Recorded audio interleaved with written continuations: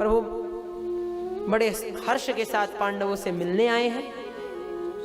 एक बार प्रभु चले गए, पुनः वहां पर हमें एक श्लोक प्राप्त होता है जहां पर प्रभु की सभ्यता का ज्ञान होता है। जो ज्येष्ठ लोग थे प्रभु ने उनको नमस्कार किया, जो बच्चे थे उनको आशीर्वाद किया, उनको आशीर्वाद दिया, और जो उनके सहपाठी थे अर्थात उनके समान वयस्क थे प्रभु ने उनसे हैंडशेक किया, हाथ मिलाया। ये स्पष्ट लिखा है वहां पर, करस्पर्शेन इस पद का प्रयोग आता है।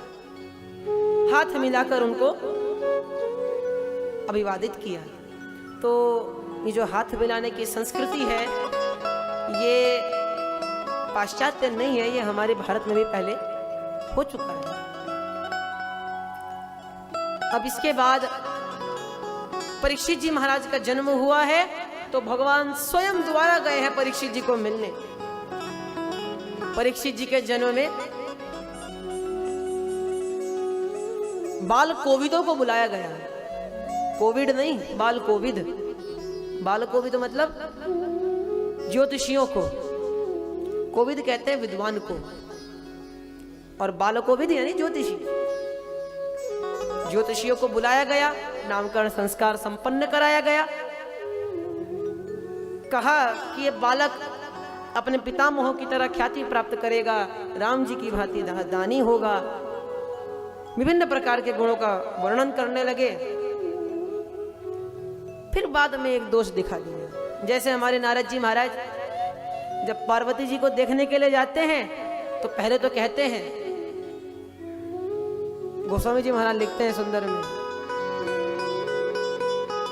बड़े सुंदर शब्दों में बताया है कि बहुत अच्छी कन्या है।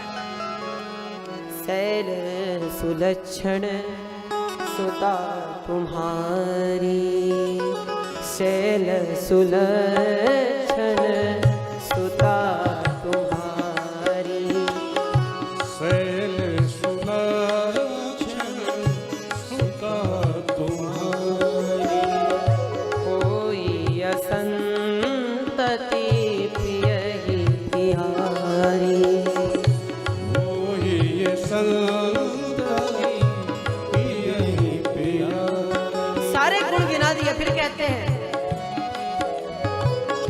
सब लक्षण संपन्न कुमारी, सब लक्षण संपन्न कुमारी, सुनाओ जे अब गुण दुई चारी। अब जरा दो तीन अवगुण भी सुन लीजिए, फिर अवगुण सुनाने लगते हैं। वैसे ही यहाँ पर बाल कोविद अर्थात ज्योतिषी भी पहले गुण बता दिए, फिर सुनाते हैं कि इसमें एक दोष भी है। क्या दोष है? तक्षका दात्मनो मृत्युम द्विजपुत्रोपसर्जिता।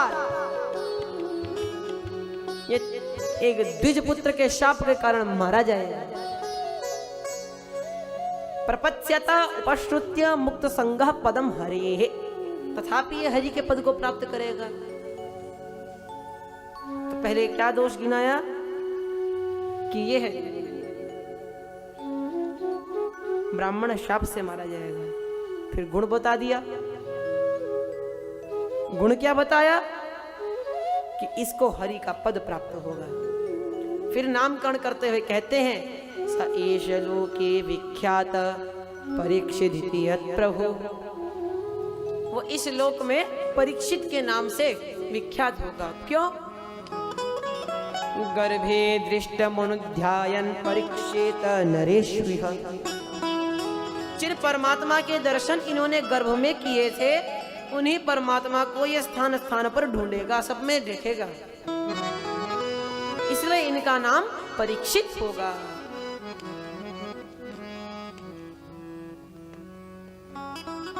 इस प्रकार परीक्षित का नामकरण किया गया। अब देखिए, अब यहाँ आता है ययौ द्वारवतीं ब्रह्मन् सार्जुनो यदुभिर्वृतः। अब अर्जुन ने भगवान से आग्रह किया, प्रभु आप द्वारिका जा रहे हैं, मैं भी चलता हूं, बड़े दिन से मामा जी से भेंट नहीं हुई।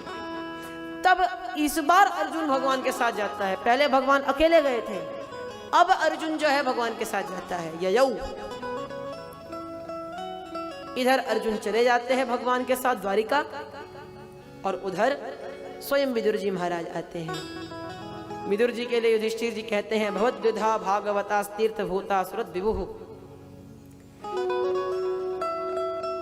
तीर्थी कुर्वन्ति तीर्थानि स्वान्तस्थेन गदाब्ध।